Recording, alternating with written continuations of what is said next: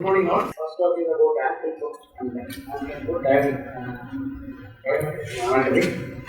So in this talk, I plan to talk about only joint articulations, ligaments and biomechanics. I am not going detail into the normal muscles, the organ system because everything is like already well. Just want to go detail in only biomechanics and anatomy mostly like we talk about. So we can interesting. Before that, just one slide. Just I want to show about cutaneous nerves around the ankle. You know, like there are 5 nerves crossing the ankle. One is anteriorly from the superficial peroneal nerve. Divides just above the ankle. It's medial and lateral cutaneous branch. And second one is lateral part is the sural nerve. From the lateral malleoli to the heel, just exactly center, it passes along with the short subinus. And also like medial side, there is a posterior tibial nerve. And also over the medial malleolus, you can see that a small subinous nerve is crossing along with the subinus vein. So why this is important? Like if you, as orthopedic surgeon, most of the things sometimes foot injuries can be easily done by an ankle block. So it's very useful to know this anatomy. So subinous nerve, you can give a block. Suppose you want to give a block, you can calculate the tract and give it to the ankle and just over the medial malleoli. And the posterior tibial nerve, you can palpate the artery, just give a one block here. Now the sural nerve, just exactly between the lateral malleoli to the heel. If you draw the line, that is sural nerve. That's a landmark, surface marking. And normally you can feel the superficial peroneal nerve. If you run over your finger just above the middle of the ankle, you can feel this nerve, cutaneous nerve. Just before bifurcation, if you give a single dose, otherwise you have to give a field block like from the medial malleoli to lateral malleoli, small block. So this is very useful for all ankle and foot surgeons to know the surface anatomy of the ankle. So if you want to, then you have to choose the which where to operate. Suppose you want to operate the lateral side, you can give only sural nerve and if you are not operating in the space, it's a deep peroneal nerve. If you are not operating that, no need to block that. So you know the innervations and they give a specific block and you can do procedures. Even you can do a minor procedure like all these things like this correction can be done through this block. You should know this anatomy, like I am supposed to know all the anatomy to reduce the. So I move on to mechanics. Ankle and foot is a very interesting, like if you know anatomy and mechanics, it's very interesting to know about this. Just an introduction, it's a foot and ankle comprise of almost 28 bones. The 28 bones including the sesamoids. So 26 bones is, you can see the 2 hind foot and 5 in mid foot. You can see 5 metatarsal, 5 proximal phalanx, 4 middle phalanx and 5 distal phalanx. So totally 26 bones. Along with the 2 sesamoids, 28 bones, 33 joints. Some book is given 20 joints because of the joints complex in the mid foot. You can, each bone is complex, maybe a single joint with a calculator. And also more than 100 ligaments and controlled by 13 extrinsic muscles. Long muscles from the leg crossing the ankle and controlling the foot and ankle movement. And 21 intrinsic muscles, short muscles like abductor, brevis and flexor, all the short muscles. And we know that 6 layers of the foot, anatomy muscle, all the muscles intrinsic. These 2 muscles, the 2 groups of muscles from extrinsic and intrinsic control the ankle and subtalar movements. So I'll start with the ankle joint. Ankle joint, mostly maybe you can start with the syndesmosis. Very important to know about the syndesmotic joint from the fibula and tibia. You can see that there is an anterior inferior talofibular ligament. There is intraosseous membrane. It's also very important role in playing holding the fibula with the talus. And also there is a posterior talofibular ligament. In between, if you see from the posterior side, this is from the posterior side. You can see the posterior inferior fibular ligament. Also, you can see interesting like the calcaneo talus ligament. These are all interconnected. All medial and lateral malleoli with the ankle and also like to be fibula. And you can see the intraosseous ligament, the syndesmosis. The thickened part of the intraosseous ligament in between. If you see this picture, you can see the anterior and posterior inferior ligament. In between the intraosseous ligament is very cold. And the posterior is very strong, it will hold the fibula. So what is the importance of this called incisor of the tibia for the articulation of the fibula? What is the role of syndesmotic joint? It allows some rotation and translation during the dorsiflexion and plantar flexion because talus is not a single shape. Anteriorly it's more wider, around 2.4 mm, it's wider. So whenever you do dorsiflexion, we did some movement in the box. So what happens, it will allow some movement and will also absorb the energy so that it will get the dorsiflexion and plantar flexion during the walking and loading. Very important to know the interosseous ligaments. And other joint is a talocrural joint. It's a true ankle joint. It formed by the medial malleolus, inferior part of the tibia, and the lateral malleolus. We finished about the interosseous syndesmotic joint. Now we are talking about the talocrural joint. It is a mortise. Mortise is, maybe you can show the carpenter. They use it for fixing all the doors and all. This is the model. Here its tenon is talus, and the mortise is the forming of the ankle of the distal tibia and fibula. So, important stabilizers. Maybe if you go and read about details about the deltoid ligament and lateral malleolar ligament. Deltoid is the two parts, deep and superficial. It connects almost from the tibia to the navicular, tibia to the calcaneum, tibia to the talus. This is the posterior part. And also small ligaments connecting from the, this is from the medial side I am talking, sustentaculum tale to the navicular. This is called spring ligament. Also deltoid ligament also small connection with the spring ligament. There is a small ligament. And if you dissect the superficial, there is a deep part. It only stabilizes the talus from the inch movement. It's a deep part is the posterior and lower the anterior part. And you can see all the ligaments anterior to the midline.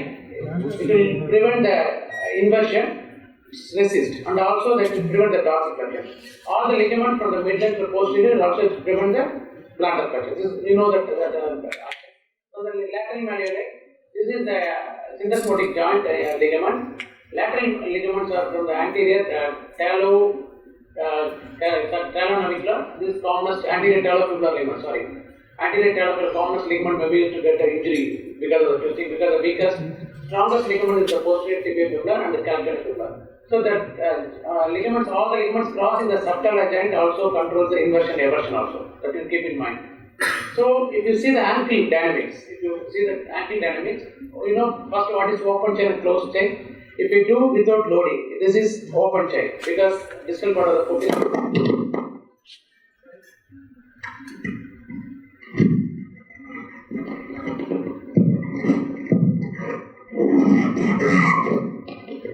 Distal part of the foot is moving freely without loading. It's called the closed chain.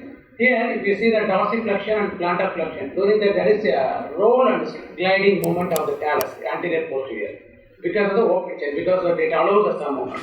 Suppose it's a closed chain. Closed chain means like if you're standing inside, like the distal part of the foot is fixed now. Now this is also movement. This is if you do this is the plantar flexion, this is the dorsiflexion. But foot is safe. What happens? The tibia rolls over the talus. Okay. That's it. Thank you.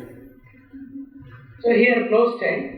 You can see that talus is tibia is moving not straight to the talus. It has a separate part of the tibia. This annulation is very important to get a glide of the anterior. This is all controlled by the intrinsic and extrinsic muscle. See the posteriorly. Suppose the dorsiflexion. Eccentric contraction by the anterior muscle and concentric and eccentric from the posterior. There is a mismatch between there's a balance between the anterior and posterior muscles. If you know about the closed chain and the open chain. Next we move to subtalar joint. It's very interesting to know about the subtalar joint. If you see the pictures, it's very complex to understand. If you read probably lost anatomy, maybe when I'm done, maybe you read between more other things, dissection, maybe you can know about this joint.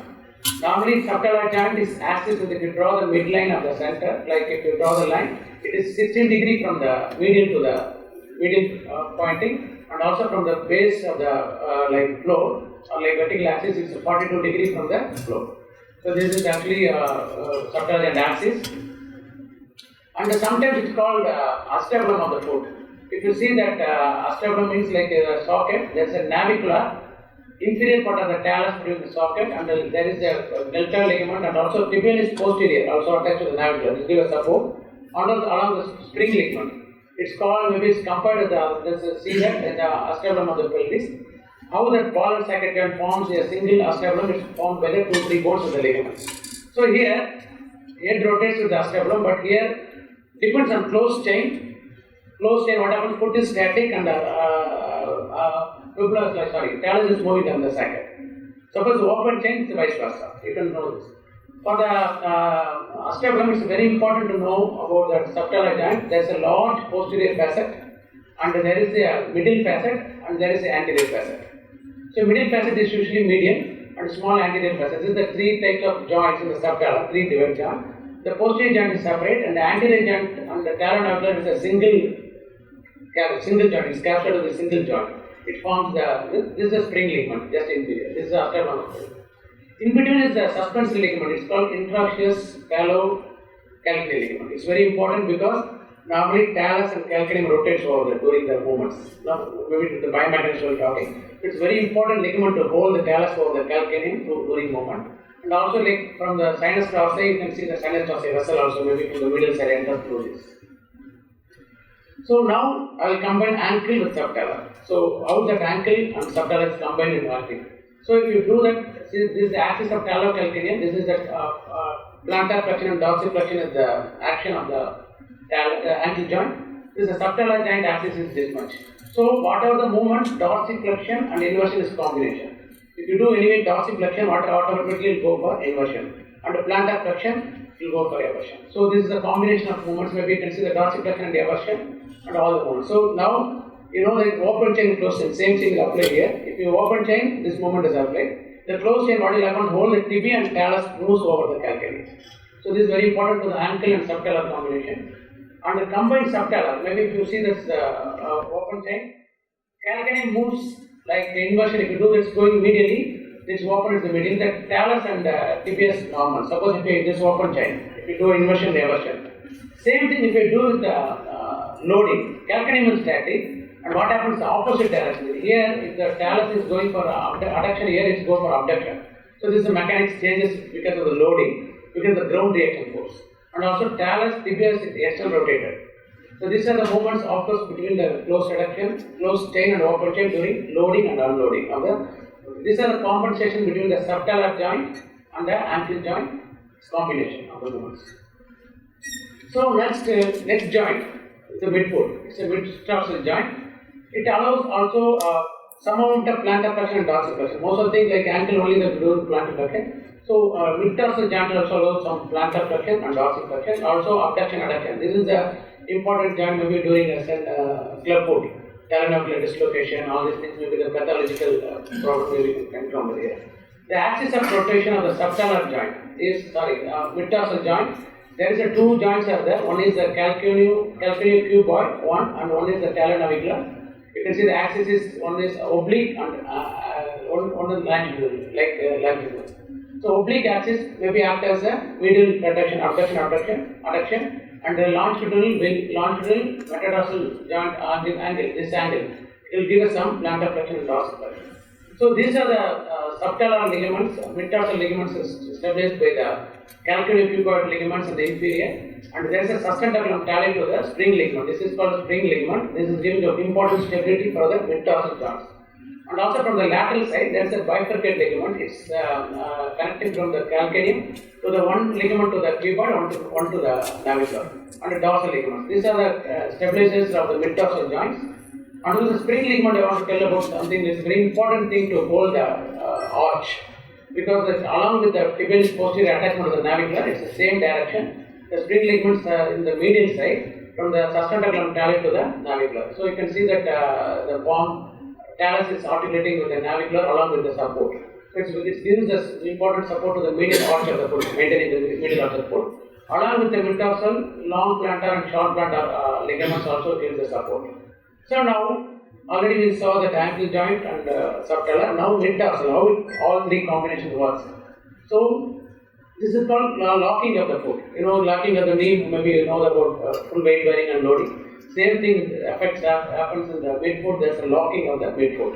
So what happens whenever you give a load or inversion? Inversion gives like there is an internal rotation of the tibia and talus will be plantar flex, so that will lock the mid-tarsal joint. Suppose if gait cycle for toe off means this is the toe off, the full load, like full weight bearing, like it should be propulsive. So at that time, foot should not be suffered.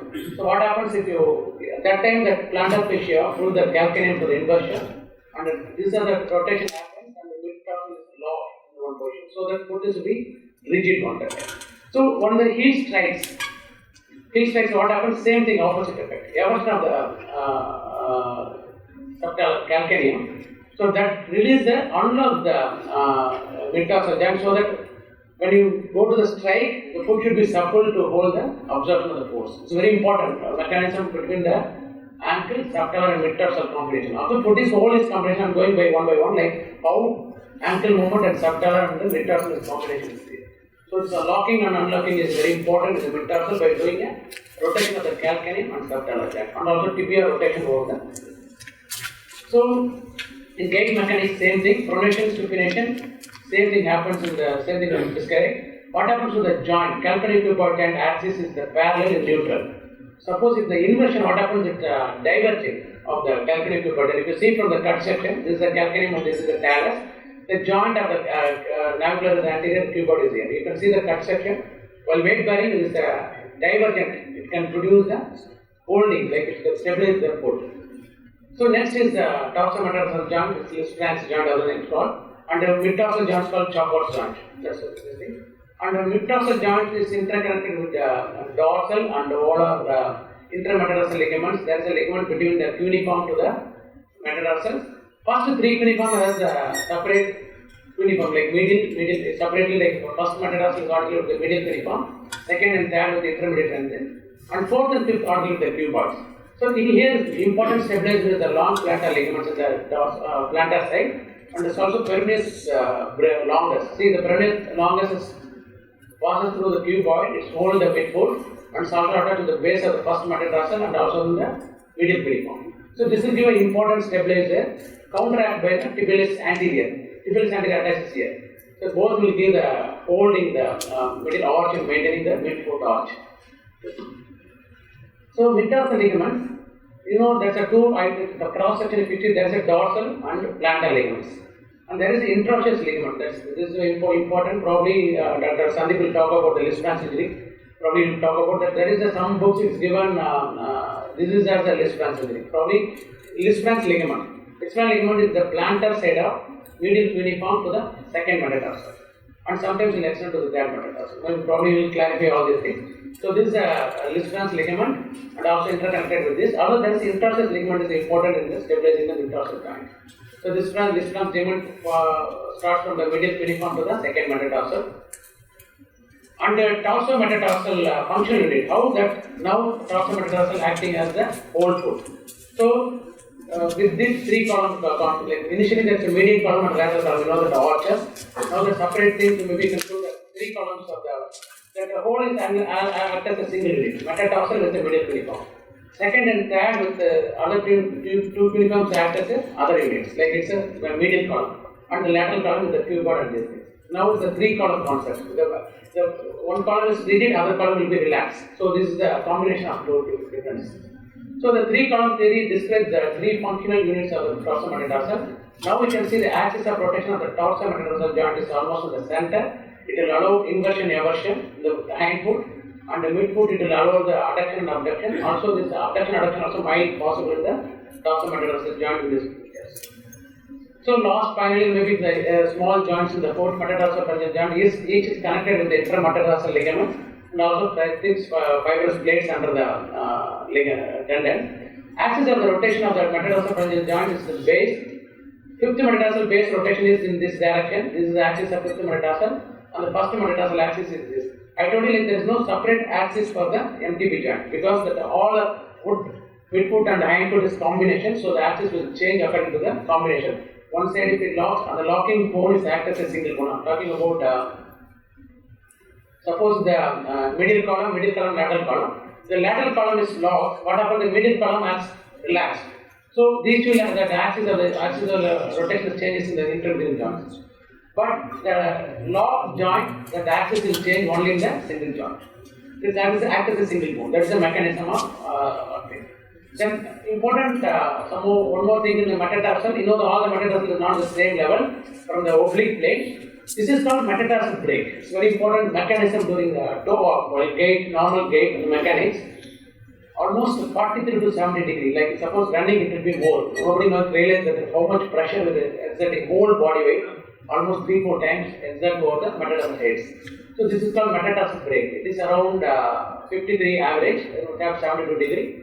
The dorsiflexion of the toes equally distributed through the second to fifth metatarsal. Grade is different. So that is the metatarsal break. So when the heel is elevated, weight bearing forces evenly distributed. So if the even is not distributed, probably the loading more and maybe get a stress fracture or other things you can know. Most common stress fracture is second metatarsal because it's a more rigid joint with the fixed joint here. So combination of movements, supination and pronation. Supination is the inversion and adduction and plantar flexion. This is a combination.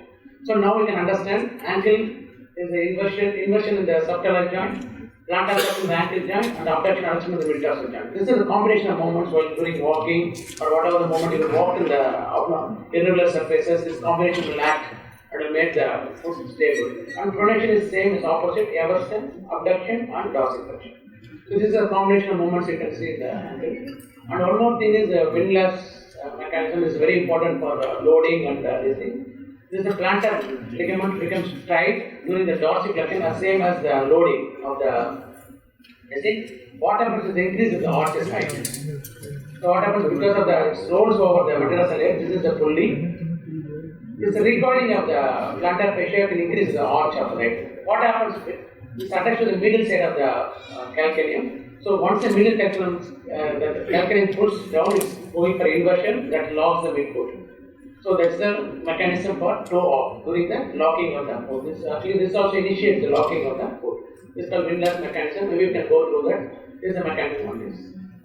And finally, other mechanism of supination and pronation twist of the forefoot. This is if you are walking on the irregular surfaces.